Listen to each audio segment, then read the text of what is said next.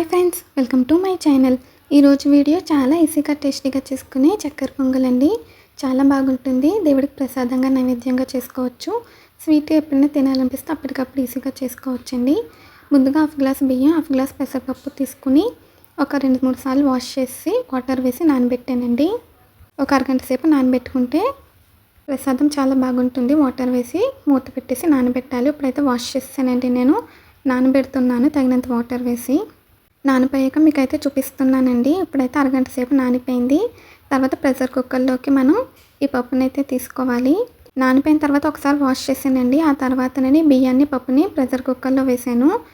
ఇప్పుడు ఇందులోకి 3 గ్లాసులు వాటర్, అలాగే 1 గ్లాసు కాచి చల్లార్చిన పాలు వేసానండి. ఏ గ్లాస్తో అయితే మనం పప్పు బియ్యం తీసుకున్నామో అదే గ్లాస్తో కొలతలన్నీ కూడా తీసుకోవాలి. అప్పుడే పర్ఫెక్ట్గా ఉంటుంది, టేస్ట్ బాగుంటుంది. 3 గ్లాసుల వాటర్, 1 గ్లాసు పాలు వేసిన తర్వాత కొద్దిగా నెయ్యి వేసి ఒకసారి కలుపుకొని మూత పెట్టేసి దీన్ని అయితే విసిల్ వేయించుకోవాలి. 3-4 విసిల్ వేయించాలండి. నేనైతే 3 విసిల్ వేయించాను. ఇప్పుడైతే స్టవ్ మీద పెట్టేసానండి. 3 విసిల్ రావాలి. తర్వాత స్టవ్ ఆఫ్ చేసేయాలండి. ఈలోపు అయితే మనం పక్కన బెల్లం వాటర్ కూడా పెట్టుకుందాము. దానికోసం నేను ఇక్కడ 1 గ్లాస్ బెల్లం తీసుకున్నానండి. తర్వాత కొద్దిగా వాటర్ వేసాను, హాఫ్ గ్లాస్ వాటర్ వేసానండి. వాటర్ వేసి బెల్లాన్ని అయితే కరిగించాలి. మనకి బెల్లం పాకం ఏమీ అవసరం ఉండదండి, బెల్లం కరిగితే సరిపోతుంది. ఈ లోపు ఇక్కడ విజిల్ వచ్చేసేయండి. ప్రెషర్ పోయాక మూత తీసుకోవాలి. చూడైతే మనకి ఇక్కడ మెత్తగా సాఫ్ట్గా అయితే కుక్ అయిపోయింది. దీన్ని అయితే ఒకసారి బాగా కలుపుకోవాలండి. కలుపుకొని స్టవ్ మీద పెట్టేసి లో ఫ్లేమ్లో పెట్టి కుక్ చేసుకోవాలి. ఈ లోపు మనకి ఇక్కడ బెల్లం వాటర్ కూడా కరిగిపోతుందండి. మీకైతే చూపిస్తాను.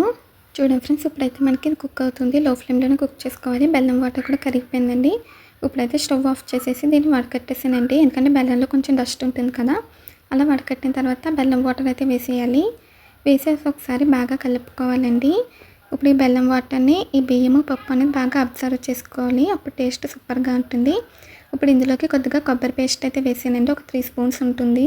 తర్వాత 2 ఇలాచీ అయితే వేసానండి. మీరు కావాలంటే ఇలాచీ పొడి కూడా వేసుకోవచ్చు. వేసి మరొకసారి బాగా మిక్స్ చేసి దీన్ని అయితే లో ఫ్లేమ్లో దగ్గర పడేంత వరకు కుక్ చేసుకోవాలి. ఇది కొంచెం థిక్గా అవ్వాలండి. థిక్గా అవి దగ్గర పడేంత వరకు మధ్య మధ్యలో కలుపుకుంటూ కుక్ చేయాలి. ఈ లోపు పక్కన ఇక్కడ పోపు గిన్నె పెట్టానండి. అందులోకి నెయ్యి వేసుకోవాలి. నెయ్యి వేసి కొబ్బరి ముక్కలు వేసి వేయించాను. మీరు కావాలంటే ఇందులో జీడిపప్పు, కిస్మిస్ కూడా వేసుకుని వేయించుకోవచ్చండి. నేను ఓన్లీ కొబ్బరి ముక్కలు వేసి ఫ్రై చేశాను. ఇంకేమైనా డ్రై ఫ్రూట్స్ కావాలంటే యాడ్ చేసుకోవచ్చు. నేతిలో బాగా వేయించాలండి. ఇదైతే మధ్య మధ్యలో కలుపుకుంటూ ఉండాలి. చూడండి, ఇప్పుడైతే మనకి కొంచెం దగ్గర పడుతుంది. ఇలా దగ్గరకు వస్తే సరిపోతుందండి. ఈ లోపు ఇక్కడ కొబ్బరి ముక్కలు కూడా ఫ్రై అయిపోయినాయి. ఇలా ఉండాలండి కన్సిస్టెన్సీ. ఇప్పుడైతే స్టవ్ ఆఫ్ చేసాను. ఇందులోకి మనం ఫ్రై చేసి పెట్టుకున్న కొబ్బరి ముక్కలు, నెయ్యి కూడా వేసేయాలండి. చాలా ఈజీగా సింపుల్గా ప్రసాదం అయితే తయారు చేసుకోవచ్చు. ఇప్పుడు పండుగలు వస్తున్నాయి కదా, ఈ రెసిపీ ట్రై చేయండి.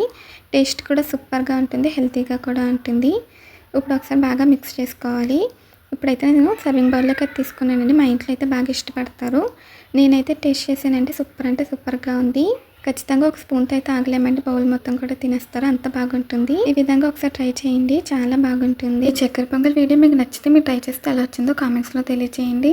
ఈ వీడియో నచ్చితే ప్లీజ్ లైక్ చేయండి, షేర్ చేయండి, సబ్స్క్రైబ్ చేయండి, అలాగే కామెంట్ చేయండి. చక్కెర పొంగల్ అయితే అదిరిపోయిందండి. మళ్ళీ ఒక కొత్త వీడియోతో కొత్త రెసిపీతో కలుద్దాము. అంతవరకు బై ఫ్రెండ్స్.